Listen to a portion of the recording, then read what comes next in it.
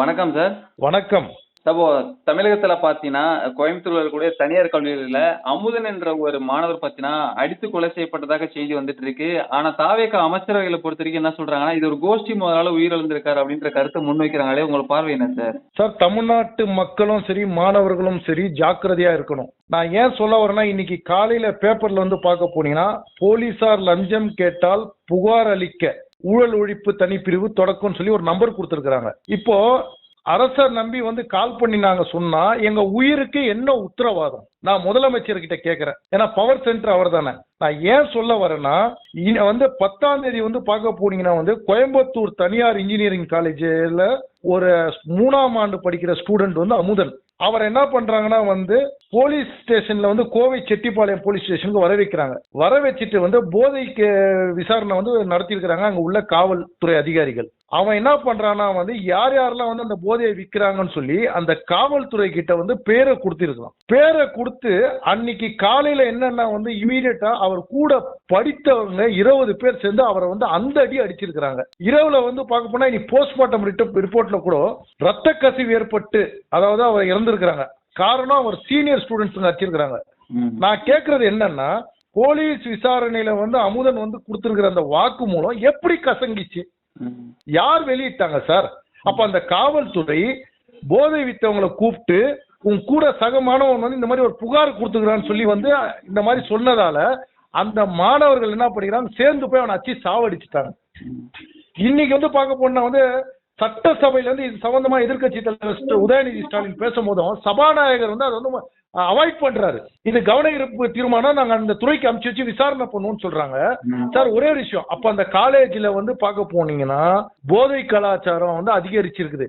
இது அங்க உள்ள ப்ரொஃபஸருக்கு தெரிஞ்சிருக்குது. இது என்ன இருக்குது, ஸ்டேஷன் மூலமா வந்து பஞ்சாயத்து நடந்துக்குதா? இதுல யார் யாரெல்லாம் சம்பந்தம்? நான் இந்த மாமன் பொறுப்பெடுத்துப்பாரா? நான் மாமன் சொல்றது வந்து முதலமைச்சர் ஜோசப் விஜயை கேட்கிறேன். ஏன்னா அவர் தானே சார் பொறுப்பெடுத்துக்கிறேன்னாரு.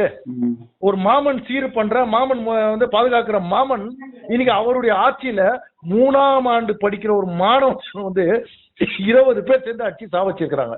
இது யார் சார் பொறுப்பு? யார் இதுக்கு ரெஸ்பான்சிபிலிட்டி எடுப்பாங்க? ஒரு தாய் தன் புள்ள இழந்திருக்கிறாங்க சார். அப்ப நான் கேட்கிறேன், ஏன் அந்த காலேஜ் ப்ரொஃபஸரை விசாரிக்கல? இதுல யார் யாரெல்லாம் சம்பந்தம்? அப்போ அந்த உயர் அதிகாரிகள் யார் தகவல் கொடுத்தது அந்த போதை வித்தவங்களுக்கு? அப்ப தமிழ்நாட்டுல வந்து எந்த அளவு போதை கலாச்சாரம் தலைவிரித்து ஆடுதுன்னு வந்து மக்களுக்கு தெரியுதா இல்லையா? ஏன்னா இன்னைக்கு சோசியல் மீடியாவெல்லாம் தன் கண்ட்ரோல்ல வைத்திருக்கிற முதலமைச்சர் ஜோசப் விஜய் இன்னைக்கு எந்த ஒரு பிரச்சனையா இருந்தாலும் வந்து மக்கள் மத்தியில் வந்து சேர்க்க விட மாட்டேன்றாரு. அதை முடக்க நினைக்கிறாரு. அவருடைய என்ன ஒண்ணா வந்து அவருடைய ரீல்ஸை போட்டுக்கிட்டு அவருடைய வந்து இப்படி போனாரு, அங்க போனாரு, சாப்பிட்டாரு, குளித்தாரு, ட்ரெஸ் அவுத்தாரு, இதை வந்து நீங்க வந்து மக்கள் மத்தியில பரப்பி விட்டீங்கன்னா அப்போ வந்து நான் கேட்கிறேன், மாணவர்களுக்கு என்ன சார் பாதுகாப்பு?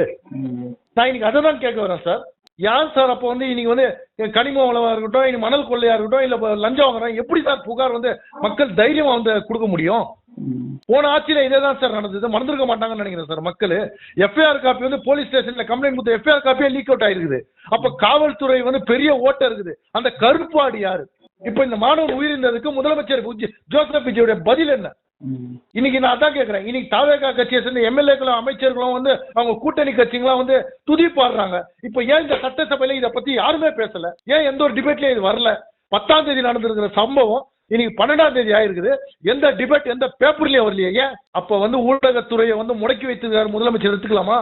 காவல்துறை தன் கட்டுப்பாட்டில் வைத்திருக்கிற முதலமைச்சர் பொறுப்பெடுப்பாரா? பவர் சென்டர் கை வச்சுக்கிற முதலமைச்சர் பதில் சொல்வாரா? இல்ல கரூர்ல செத்த மாதிரி 34 பேருக்கு அரசாங்க வேலை கொடுத்து 30 லட்சம் கொடுத்து வாயாடுப்பாரா? சார், கேட்கறதுக்கு மனசு பதறுது சார். கூட படிக்கிறவங்களே வந்து ஒரு ஸ்டூடெண்ட்டை போட்டு அடிச்சிருக்காங்கன்னா அப்ப எந்த மாதிரியான மனநிலையில அவங்க வந்திருப்பாங்க? அப்ப அவங்க போதையில தான் அவங்க அடிச்சு சாவச்சிருப்பாங்க. இதுக்கு பின்னாடி இருக்கிற அத்தனை பேரையும் வந்து கைது பண்ணணும் சார். கொலை வழக்கா வந்து இது பதிவு பண்ணணும். அந்த காலேஜை வந்து மூடணும். அந்த காலேஜ்ல படிக்கிற அத்தனை ஸ்டூடெண்ட்களுக்கு பாதுகாப்பு கொடுக்கணும். இதுக்கு வந்து கல்வித்துறை அமைச்சரும் பொறுப்பு எடுக்கணும். இல்ல சார், தமிழகத்துல போதைப் பொருளை விற்க மாட்டோம் அப்படின்னு சொல்லி தான் அரசியல் பிரச்சாரமே பண்ணாரு. ஆனா அவருடைய ஆட்சியில் இந்த மாதிரியான போதை கலாச்சாரம் ஒழியாம இருக்கே, எப்படி பாக்குறது சார்? சார், மக்களை ஏமாத்தி இருக்கிறார் சார். மாய தோற்றத்தை கிரியேட் பண்ணிட்டாங்க சார். ஒரு நடிகன்னு சொல்ற அந்த மாய வலையில சிக்கிக்கிட்டாங்க சார். இன்னைக்கு அண்ணன் வந்து அப்படி பண்ணுவாரு, இன்னைக்கு வந்து மாமா வந்து அப்படி பண்ணிடுவாரு. இன்னைக்கும் வந்து ஓப்பனா சொல்றேன் சார், இது வரைக்கும் எந்த நடவடிக்கையும் காவல்துறை எடுக்கல. காவல்துறை டிரான்ஸ்பர் ஆர்டர் வாங்குறதுல பிஸியா இருக்கிறாங்க. நீங்க வேணா கமிஷனர் ஆபீஸ்ல டிஜிபி ஆபீஸ்ல போய் பாருங்க, யாருமே வேலை செய்யல, எல்லாருமே வந்து டிரான்ஸ்பர் அலைஞ்சிட்டு இருக்கிறாங்க, எந்த வழக்கும் விசாரிக்கல, யாருக்கும் பாதுகாப்பு கொடுக்கல. இதுதான் வந்து தாவேகாவுடைய மாற்றமா? இதுக்கா சார் மக்கள் தேர்ந்தெடுத்தாங்க? இப்ப கேட்டா நாங்களாம் சட்டசபையில இருக்கிறோம்னுவாங்க. சட்டசபையில இவர் எங்க போனாலும் காவல்துறை ஒரு பேரை வாழப்பூச்சின்னு போயிடுறாங்க சார். அப்புறம் எப்படி சார் மக்களுக்கு பாதுகாப்பு கொடுக்க வேண்டிய காவல்துறை எப்படி சார் பாதுகாப்பு கொடுக்கும்? இதுல வேற பேப்பர்ல பெருந்தன்மையா வந்து நாங்க வந்து உருவாக்கிட்டோம், தனி பிரிவு உருவாக்கிட்டோம் சார். இது எல்லாமே லஞ்சம் நடக்கல, லஞ்சம் இன்னைக்கும் லஞ்சம் வாங்கி நிற்கிறாங்க சார். கேட்டா நாங்க அவங்க மேல நடவடிக்கை எடுக்கிறோம்னு சொல்றாங்க சார். என்ன சார் நடக்குது இந்த கவர்மெண்ட்? 90 நாள்ல இவங்க பண்ற கூத்து வந்து இன்னைக்கு உண்மையுமே பாப்பா சட்டசபையா இருக்கட்டும், இன்னைக்கு தமிழ்நாடே வந்து சந்திச்சிருக்குது. நாடகத்தை சினிமா படம் எடுக்கிற மாதிரி இன்னைக்கு படம் எடுக்கிறாங்க சார். தயவு செய்து தமிழ்நாட்டு மாணவர்களும் மக்களும் ஜாக்கிரதையா இருங்க. டிவிகே தலைவரும் நம்மளுடைய ஜோசப் விஜய் பேச்சை கேட்டு நீங்க போனீங்கன்னா உங்க உயிருக்கு உத்தரவாதம் கிடையாது. இந்த பையன் அமுதனுக்கு நியாயம் வேண்டும், நீதி வேண்டும். இதுக்கு பின்னாடி உள்ள அத்தனை பேரும் கைது செய்யப்பட வேண்டும். இதை வந்து ஒரு தனி நீதிபதியை வச்சு விசாரிக்கணும். இதை தகவல் கொடுத்தமைக்கு நன்றிங்க சார். ஜெய்ஹிந்த் சார்.